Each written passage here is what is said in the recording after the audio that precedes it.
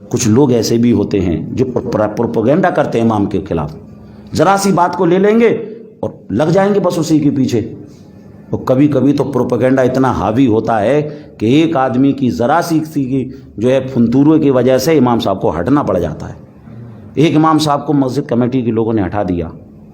وہ امام صاحب جب استعفیٰ دے کے جانے لگے تو امام صاحب کی آنکھوں میں آنسو۔ کمیٹی کے لوگوں نے کہا، جو مقتدی تھے، کچھ جو ان کے بالکل خاصم خاص تھے، انہوں نے کہا حضرت آپ روئیے نہیں، اللہ بہت بڑا ہے، آپ کو اچھی جگہ مل جائے گی۔ تو انہوں نے کہا امام صاحب نے، میں اس لیے نہیں رو رہا ہوں کہ میری جگہ چھوٹ گئی، میں اس لیے رو رہا ہوں کہ مجھے ہٹانے کا جو ایشو بنایا وہ ایشو یہ تھا کہ امام صاحب وقت کی پابندی نہیں کرتے ہیں، وقت کی پابندی نہیں کرتے ہیں، یہ ایشو بنایا۔ اور ان لوگوں نے مجھے ہٹایا جو سال میں ایک دن بھی فجر کی نماز میں نہیں آتے ہیں، ان لوگوں نے مجھے ہٹایا، اس لیے میری آنکھوں میں آنسو ہیں۔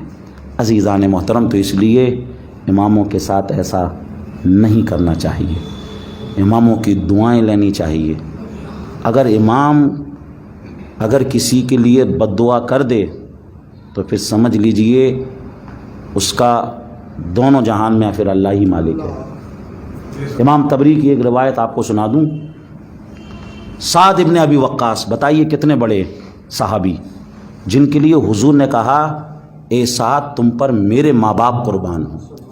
سارے صحابہ کہتے تھے میرے ماں باپ آپ پر قربان ہو یا رسول اللہ، لیکن سعد ابن ابی وقاص کے لیے حضور نے کہا کہ اے سعد تم پر میرے ماں باپ قربان ہوں۔ سعد ابن ابی وقاص وہ صحابی جن کو رسول اللہ نے دنیا ہی میں جنت کا مژدہ سنایا، وہ صحابی جنہوں نے ڈائریکٹ رسول اللہ کو دیکھا اور نماز کا طریقہ سیکھا۔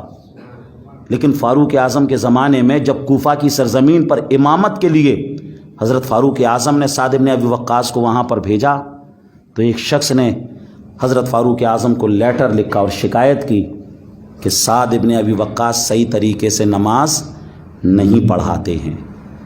امامت کے مصلی پر آئے تو دیکھیے مقتدی کیسے کیسے ہوتے ہیں۔ سعد ابن ابی وقاص کو انہوں نے نہیں چھوڑا، سعد ابن ابی وقاص کی شکایت کر دی۔ فاروق اعظم نے ایکشن لیا اور فاروق اعظم نے 2 لوگوں کو بھیجا، محمد بن مسلمہ اور عبداللہ ابن ارقم کو بھیجا کہ جاؤ دیکھو کوفہ کے حالات دیکھو۔ وہاں پر آئے، معلوم کیا، سب سے معلوم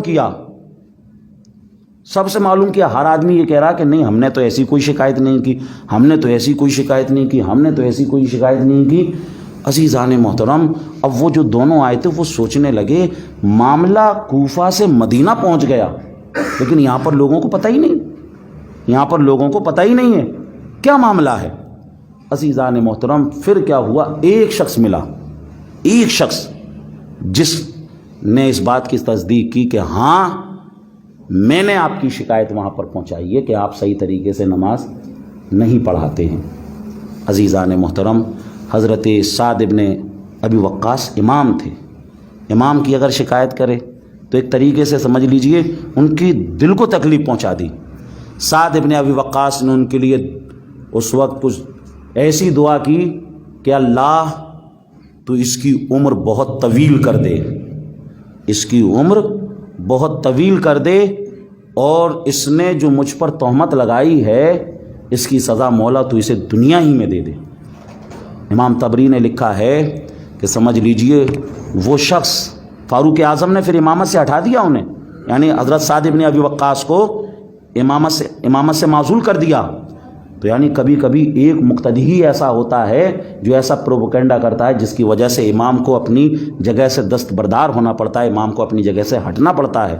عزیزان محترم، حضرت سعد ابن ابی وقاص کو امامت سے معزول کر دیا گیا، ہٹا دیا گیا، لیکن اس شخص کے بارے میں لوگوں نے کہا کہ اس شخص کی، حضرت سعد ابن ابی وقاص کی دعائے ہلاکت کی وجہ سے سمجھ لیجئے اس کی عمر بہت زیادہ لمبی ہوئی، اور سمجھ لیجئے گھسٹ کر، یعنی اس کو سمجھ لیجئے دنیا ہی کے اندر اللہ کے عذاب نے پکڑ لیا۔ تو اس لیے اماموں کی خدمت کرنا چاہیے، اماموں کے سے آگے نہیں بڑھنا چاہیے، اماموں کا ادب کرنا چاہیے۔ جب ہم امام